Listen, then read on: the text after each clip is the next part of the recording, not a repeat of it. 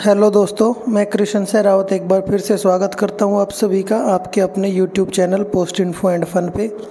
जैसा कि आप सभी को पता है, हम POSB death claim, DD claim जो होते हैं उनकी सीरीज़ को चालू कर रखा है। वो सारी उससे रिलेटेड वीडियोस देख रहे हैं।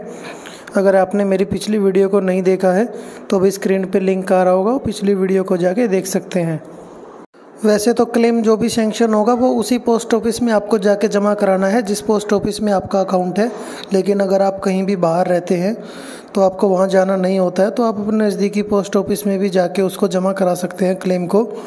जहाँ पे क्लेम फॉर्म सबमिट होगा वहाँ का पोस्ट मास्टर सारे डॉक्यूमेंट्स को अच्छे से चेक करेगा और जो भी विटनेस है उनको एक्सेप्ट करेगा, और सारी जो फॉर्मेलिटीज़ कंप्लीट करने के बाद में जो वो फॉर्म रहेगा क्लेम फॉर्म, उसको वहाँ सर्विस इंश्योर्ड पोस्ट से उस पोस्ट ऑफिस में भेज देगा जहाँ पे वो क्लेम सैंक्शन होना है, जहाँ पे उसका अकाउंट था। बाद में जहाँ पे अकाउंट है वहाँ पे क्लेम फॉर्म रिसीव्ड होने के बाद में वहाँ पे सारे डिटेल्स वहाँ पे फिर से चेक की जाएंगी, सारे फॉर्म चेक किए जाएंगे और क्लेम वहाँ पे सैंक्शन किया जाएगा। क्लेम सैंक्शन होने के बाद में उसको वापस उसी पोस्ट ऑफिस में भेज दिया जाएगा जहाँ से क्लेमेंट ने उसको जमा कराया था एक्विटेंस लेने के लिए। उसको वापस से सर्विस इंश्योर्ड पोस्ट से ही वहाँ पे भेजा जाएगा। अगर वो प्री प्रिंटेड सर्टिफिकेट्स हैं तो सभी सर्टिफिकेट्स पे क्लेमेंट के पास से ओरिजिनल सर्टिफिकेट्स कलेक्ट करने हैं। ओरिजिनल सर्टिफिकेट पे सभी पे रिमार्क आएगा और उस पर जो भी अमाउंट सैंक्शन की गई है वो अमाउंट उसके सिग्नेचर के साथ लिखवा लेनी है। और अगर उसको सेविंग्स अकाउंट में ट्रांसफ़र कराना है अपना पैसा, तो वो अपने सेविंग्स अकाउंट की सारी डिटेल्स फर्स्ट पेज, पासबुक का फर्स्ट पेज का जेरोक्स एक्विटेंस पोर्शन में साथ में ये लिख के भेजेगा कि मेरे को ये जो भी क्लेम है वो सेविंग्स अकाउंट में ट्रांसफ़र करना है। तो वो फिर से वापस सब कुछ कंप्लीट करने के बाद में जहाँ पे उसका क्लेम सैंक्शन होना है वापस से उसी पोस्ट ऑफिस में भेज दिया जाएगा। उस पोस्ट ऑफिस में दोबारा से वो सारी प्रोसेस, जब वो वारंट ऑफ पेमेंट रिसीव होगा तो उसके अकाउंट में वो अमाउंट ट्रांसफ़र कर दी जाएगी। अगर चेक उसको सैंक्शन करना है तो उसको चेक उसको भेज दिया जाएगा वापस से। चेक भी जब वो भेजेंगे उसको वापस सर्विस इंश्योर्ड पोस्ट से ही भेजेंगे और वो चेक उसको पोस्ट ऑफिस में जाएगा और वो पोस्ट ऑफिस बाद में क्लेमेंट को हैंड ओवर कर देगा। तो ये सारी प्रोसेस फॉलो कर लेनी है। जब ये सारी प्रोसेस तब फॉलो करनी है जब क्लेम दूसरे पोस्ट ऑफिस से आपको रिसीव होगा। तो आइए देख लेते हैं जो एक्विटेंस पोर्शन है या फिर जो भी फॉर्म है हमारा कॉमन क्लेम फॉर्म, वो क्या है, वो कैसे फिल करना है उसको।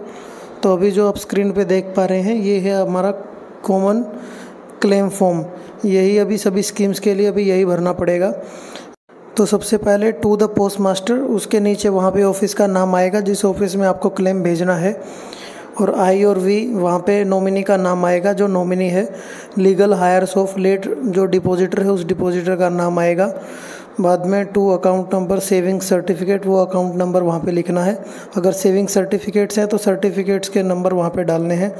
अंडर जो भी स्कीम थी उस स्कीम का नाम आपको लिखना है वहाँ पे। तो उसके बाद में जो डॉक्यूमेंट्स वहाँ पे सबमिट करने हैं जैसे हमने पहले ही बता दिए थे। डेथ सर्टिफिकेट ऑफ डिपॉजिटर, अगर नॉमिनी की किसी की डेथ हो गई है, 3-4 नॉमिनी थे उसमें से 2 की हो गई है तो दोनों के डेथ सर्टिफिकेट। अगर विदाउट नॉमिनी का केस है तो सक्सेशन सर्टिफिकेट्स वगैरह वो सारे, लेटर ऑफ इंडेमनिटी जो भी रहेंगे, एफिडेविट या फिर लेटर ऑफ डिस्क्लेमर पासबुक के साथ में, ये सभी आपको वहाँ पे जमा कराने होंगे। यहाँ पे सिग्नेचर और थंब इम्प्रेशन होगा क्लेमेंट का। अगर थंब इम्प्रेशन वो लगाता है तो थंब इम्प्रेशन के साथ में कोई एक विटनेस चाहिए जो पोस्ट ऑफिस जिसको जानता हो, और उसका वहाँ पे पूरा साइन और एड्रेस वगैरह सब लिखा जाएगा, अटेस्टेशन होगी उसकी। और क्लेम फॉर्म आपको डुप्लीकेट में जमा कराना है और उसके नीचे जो है क्लेमेंट का एड्रेस आएगा और मोबाइल नंबर आएगा। साथ में आईडी और एड्रेस प्रूफ क्लेमेंट की वो सेल्फ अटेस्टेड वो अटैच कर लेनी है। उसके बाद नीचे विटनेस 1 और विटनेस 2 की डिटेल्स हैं। विटनेस 1 का सिग्नेचर, नेम एंड एड्रेस पूरा कंप्लीट उसका, मोबाइल नंबर और आईडी और एड्रेस प्रूफ उसके अटैच करवा लेने हैं। उसके बाद विटनेस 2 के सिग्नेचर, नेम एंड एड्रेस उसका कंप्लीट, मोबाइल नंबर और उसके भी आईडी और एड्रेस प्रूफ। उसके नीचे विटनेस एक्सेप्टेड आएगा। विटनेस एक्सेप्टेड वहाँ पे पोस्ट मास्टर उसका साइन करेगा। पोस्ट मास्टर साइन करने के बाद में उस पर नीचे डेट स्टैंप लगाएगा। डेट डालने के बाद में ये इस फॉर्म का सेकंड पेज है, वो देख लेते हैं। फर्स्ट जो है वो ऑफिस यूज़ ओनली है। वो ऊपर वाला पार्ट जो है claim has been sanctioned by competent authority, वो जब लिखना है जब क्लेम डिवीज़न ऑफिस से या फिर आपकी जो लिमिट्स हैं उससे ऊपर जो आपने भेजा है वहाँ से जब सैंक्शन होके आता है तो ये तभी भरना है। उससे नीचे विड्रॉल ऑफ रुपीज़, ये ट्रांसफ़र ऑफ अमाउंट या certificate in the name of Clement, ये वहाँ पे अमाउंट डालनी है और डेट और सिग्नेचर ऑफ पोस्ट मास्टर वहाँ पे करने हैं। उसके बाद ये जो एक्विटेंस है ये to be filled by claimant से फिल करवा के लेना है।